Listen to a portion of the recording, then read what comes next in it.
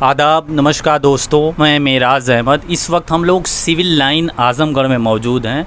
हमारे साथ आम आदमी पार्टी के प्रांतीय अध्यक्ष राजेश जी हैं, जो श्रेया की मामले पे टिप्पणी करेंगे। श्रेया तिवारी चिल्ड्रन कॉलेज से तीसरी फ्लोर से कूद करके अपनी जान दे दी थी। जिस तरीके से ये मामला काफ़ी तूल पकड़ लिया था, मेन स्ट्रीम मीडिया ने भी इसको काफ़ी कवर किया। अब देखिए ये क्या मोड़ ले रहा है। इनसे हम टिप्पणी जानेंगे, इनकी बातें सुनेंगे कि किस तरीके की ये बातें हैं, इनकी क्या टिप्पणियाँ। तो सबसे पहले सर आपका बहुत स्वागत है। आपका भी स्वागत है और आपके जिया न्यूज़ के दर्शकों का भी बहुत अभिनंदन है। जी, मेरा पहला सवाल ये है कि श्रेया तिवारी मामले में आप दोषी किसको मानते हैं? देखिए, निश्चित तौर पर ये आप किसी से पूछेंगे तो सीधा सीधा विद्यालय प्रशासन को ही दोष दिया जाएगा। विद्यालय प्रशासन तो कह रहा है कि ये तो उसके दिमाग में कौन सी बातें चल रही थी श्रेया तिवारी के, तो ये तो मुझे मालूम नहीं वो अगला कदम क्या उठाने वाली थी। विद्यालय प्रशासन इस बात को कह के इस मामले को रिजेक्ट कर रहा है। कुछ भी कहना है उनको, वो कुछ भी कहेंगे, लेकिन जो सच है, जो हकीकत है, जो लोगों ने देखा है, तो वो तो यही है कि विद्यालय परिसर में ये घटना हुई है और विद्यालय के जो टीचर्स हैं, प्रिंसिपल हैं, कर्मचारी हैं, ये इन लोगों के द्वारा दिए गए दंड की वजह से ही ये हुआ है।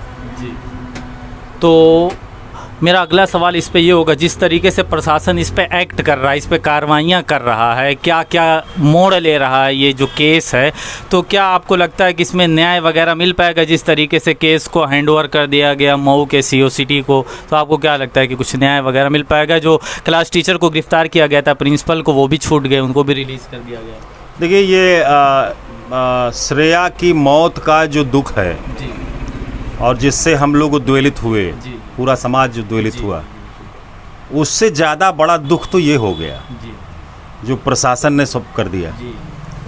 और हम तो आम आदमी पार्टी से संबंधित लोग हैं और हम इस बात को बराबर कहते आ रहे हैं कि ये सरकार, चाहे केंद्र की सरकार हो, चाहे उत्तर प्रदेश की सरकार हो, भारतीय जनता पार्टी की सरकार हमेशा पीड़िताओं के साथ नहीं खड़ी दिख रही है।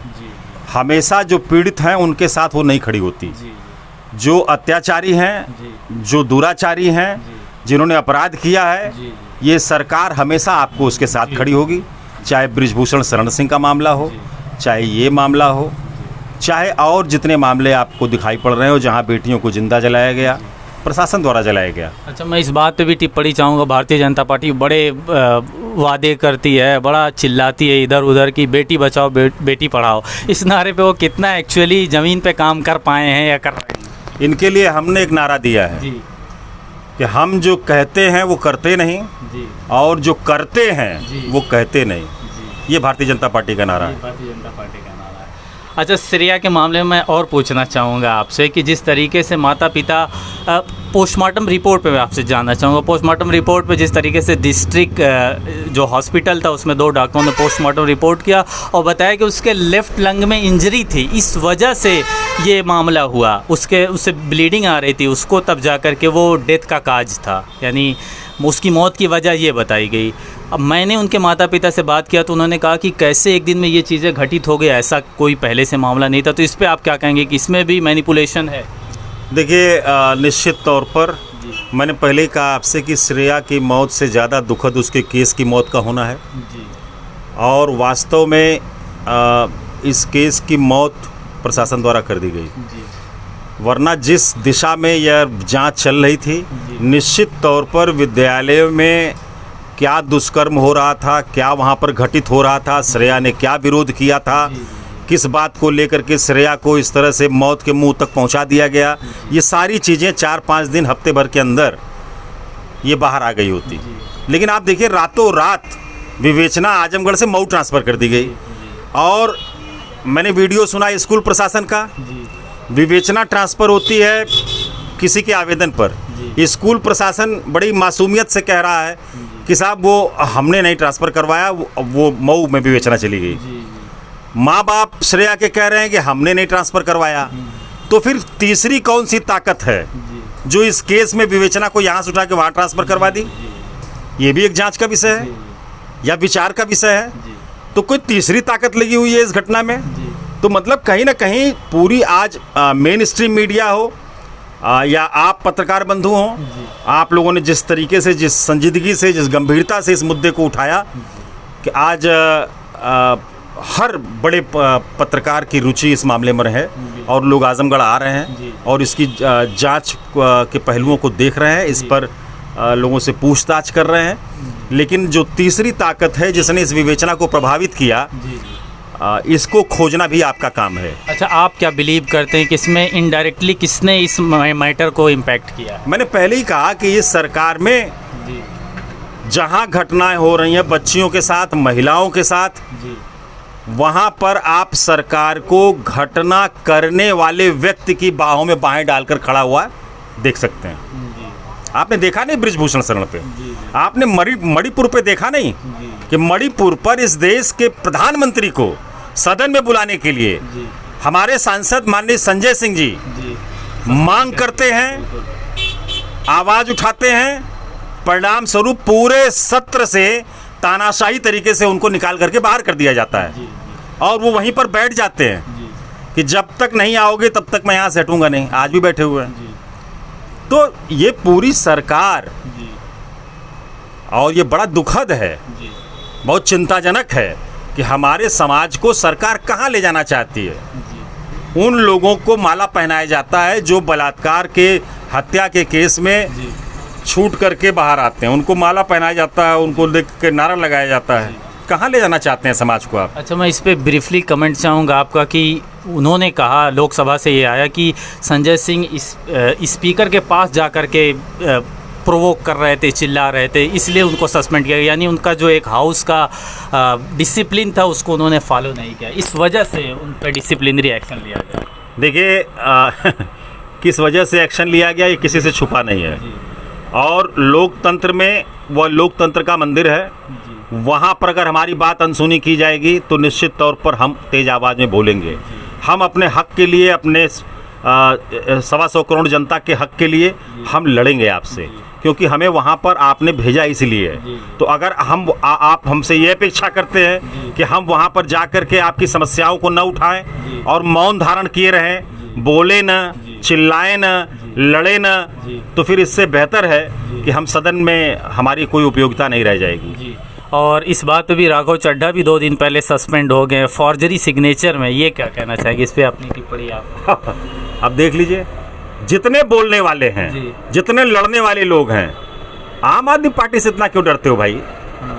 ये तो अभी बिल्कुल नई नई पार्टी है, अभी इसका जन्म हुए 10 साल हुआ है। इसलिए डरते हो क्या कि क्योंकि राष्ट्रीय पार्टी हो गई 10 साल में? इसलिए डरते हो क्या कि तुमको पंजाब से निकाल करके बाहर कर दिया, शून्य पे लाख खड़ा कर दिया? इसलिए डरते हो क्या कि तुमको दिल्ली में 3 बार से 4 बार से हरा रही है आम आदमी पार्टी? इसलिए डरते हो क्या कि गुजरात में जाकर के इतने लाखों लाख वोट पहली बार में ले लिया और वहाँ से 5 विधायक जिता दिया? तो कुछ करते हैं हम भाई, हम सच के लिए लड़ने वाले लोग हैं, हम अन्याय के खिलाफ लड़ने वाले लोग हैं। हम वो लोग नहीं हैं जो संसद में मौन रहें, हम वो लोग हैं जो लड़ते लड़ते मर जाना कबूल हमें है, लेकिन हम मौन नहीं रह सकते। हम अपने बुनियादी सवालों पर, जनता के बुनियादी सवालों पर हम अपनी आवाज़ बुलंद करेंगे। आपको जो आरोप लगाना हो आप लगाओ। आप भाई विधानसभा ये खाई गए। आप बताइए, दिल्ली की 4 करोड़ जनता का अधिकार किस तरह से भारतीय जनता पार्टी निगल गई, खत्म कर दिया, सरेआम हत्या कर दिया कि नहीं कर दिया? जबकि भारतीय जनता पार्टी का हर बड़ा नेता जो दिल्ली में रहा है वो हमेशा से मांग किया है कि दिल्ली एक संपूर्ण राज्य का दर्जा प्राप्त होना चाहिए। और जब वक्त आया, अभी इस चुनाव के पहले, यही प्रधानमंत्री, यही गृह मंत्री चिल्ला कर कह रहे थे कि जो दिल्ली को संपूर्ण राज्य का दर्जा दिलाऊंगा, दिल्ली को संपूर्ण राज्य का दर्जा दिलाऊंगा। इसीलिए मेरे भाई मैं कहा कि भारतीय जनता पार्टी के लोग जो कहते हैं वो करते नहीं, और जो करते हैं वो बोलते नहीं, कहते नहीं। मणिपुर पर भी मैं टिप्पणी चाहूँगा, क्योंकि श्रेया का मामला, वो भी लड़की का, बेटी का मामला है, और मणिपुर का जिस तरीके से नेकेड गर्ल को परेड कराया गया, उसकी वीडियो बनाई गई, ये कितना शर्मसार है देश के लिए। और प्रधानमंत्री मोदी जी इस पर मौन धारण किए हुए, उन्होंने मानसून सत्र शुरू होने से पहले थोड़ा सा ब्रीफली उस पर कमेंट किया, वो भी बहुत शार्पली पोलराइज करके कमेंट किया। आप इस पर क्या कहना चाहेंगे? लड़कियाँ यहाँ सेफ हैं जिस तरीके से भारतीय जनता पार्टी बचाने की बात बात करती है कि लड़कियों का हम सेफ्टी इंश्योर करेंगे, इस पर कितना वो एग्जीक्यूट कर पा रहे हैं? देखिए, मणिपुर की जो घटना है वो कितनी दुखद है आपसे छुपा नहीं है। और मुझे तो अब जो भारतीय जनता पार्टी का आचरण रहा इस घटना को लेकर के, मुझे ये लग रहा है कि मणिपुर की घटना से भारतीय जनता पार्टी और उनके मेंबरान और उनके प्रधानमंत्री और उनके गृह मंत्री को जो पूरा कुनबा है, इसको छोड़ करके सारे लोग दुखी हैं।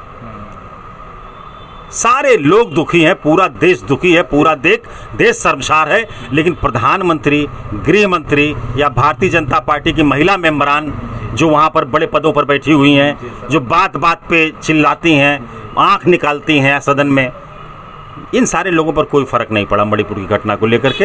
ये इनके आचरण को देख करके लगता है, और ऐसा लगता है कि मोहर मार रहे हैं ये उस घटना पे कि मणिपुर की घटना ठीक है, जो हुआ अच्छा हुआ, हम जवाब नहीं देंगे, हम नहीं बोलेंगे, तुम क्या कर लोगे हमारा मणिपुर में। तो मतलब ये एक इनडायरेक्ट पूरी सोसाइटी को आप एक संदेश दे रहे हैं कि अगर इस तरह की घटना होगी तो हम हैं, हम तुम्हारे साथ खड़े हैं, यही ना माना जाएगा।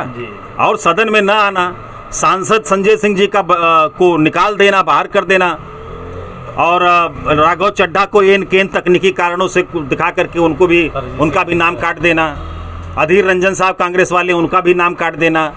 तो मतलब कितनों काटोगे भाई, कितनों काटोगे? अब आप नंगे हो चुके हो। और 24 में इस देश की महिलाएं, चाहे वो हिंदू महिलाएं हों और चाहे वो मुस्लिम महिलाएं हों, चाहे वो सिख महिलाएं हों और चाहे वो ईसाई महिलाएं हों और चाहे मणिपुर की महिलाएं हों, एक वोट भारतीय जनता पार्टी महिलाओं का नहीं पाएगी, एक वोट नहीं पाएगी।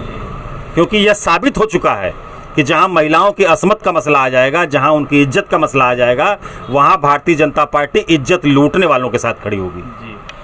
श्रेया वाले मामले पे लास्ट सवाल मैं पूछना चाहूँगा, क्या इसमें न्याय हो पाएगा? जिस तरीके से फैसले को पलट दिया गया है, उनकी पीड़ित पक्ष कह रहा है कि ये इम्पैक्टेड है, इसमें इन्फ्लुएंस किया गया, ये प्रभावित निर्णय है, तो क्या लगता है आपको कि उनके वकील ने कहा कि मैं जाऊंगा हाई कोर्ट में अपील करूंगा, कुछ लगता है आपको कि हो पाएगा? बस ऐसे ही 2-4 दिन हो हल्ला हो करके मामले को एक्सटिंग्विश कर दिया जाएगा, बुझा दिया जाएगा? देखिए, इस विषय पर मुझसे पहले भी सवाल पूछा गया था और मैंने कहा था कि मुझे बहुत उम्मीद नहीं है कि इस पे पीड़ित परिवार के परिजनों को न्याय मिल पाएगा, क्योंकि जो तरीका इनका काम करने का है इस सरकार का, इससे मुझे अंदेशा था कि ऐसा ही कुछ होगा।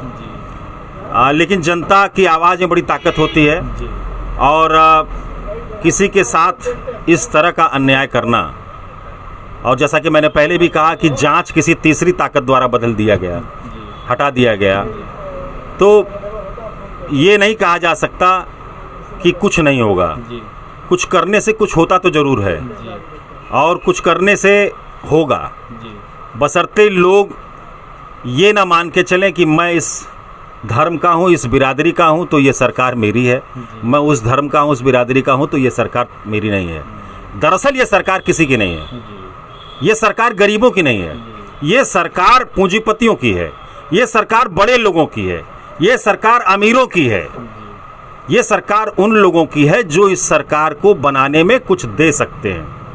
मसलन जो भी सुविधाएं दी जाती हैं, जहां गरीब का सवाल खड़ा होगा, वहां भले इनको वोट देने वाली बिरादरी का आदमी होगा, वो धक्के खाएगा, उसके साथ इसी तरह का कर्म होगा जिस तरह का कर्म हो रहा है।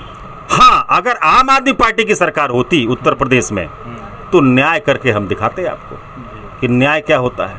और इतने बड़े अन्याय के खिलाफ आपसे बता दूं, पूरी दिल्ली में अगर आज बिजली आपको फ्री में मिल रही है, तो उसके पीछे हमारी सोच है, हमारी नीयत है।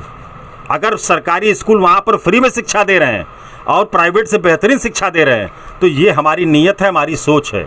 बिजली कंपनी जिनकी कंपनियां, वो मामूली लोग नहीं थे। ये सरकार जो उत्तर प्रदेश की स्कूल वालों के सामने घुटने टेकी हुई है, अगर उत्तर प्रदेश में आम आदमी पार्टी की सरकार होती, तो आज ये प्राइवेट एसोसिएशन वाले जनता के जाकर के माफ़ी मांग रहे होते, और 50 लाख रुपए जो हम लोग डिमांड कर रहे हैं, वो ले जा करके गिन के उनके घर पहुँचाए होते कि ये लो बहन, ये मुझसे गलती हो गई, ये क्षतिपूर्ति के रूप में तुम्हारा पैसा है। नहीं तो उनका लाइसेंस रद्द होता, उनके ऊपर नकेल कसी जाती, बच्चे की पूरी फीस वापस की जाती और विद्यालय पे ताला लगा होता। लेकिन दुर्भाग्य हमारा है कि उत्तर प्रदेश में ये तब संभव होगा जब यहाँ पर आम आदमी पार्टी की सरकार बनेगी, जो वर्तमान सरकार है जिसको लोगों ने चुना है। तो यहाँ पर तो यही होगा जो हो रहा है। लेकिन आवाज़ बुलंद होती रहनी चाहिए, आवाज़ उठती रहनी चाहिए।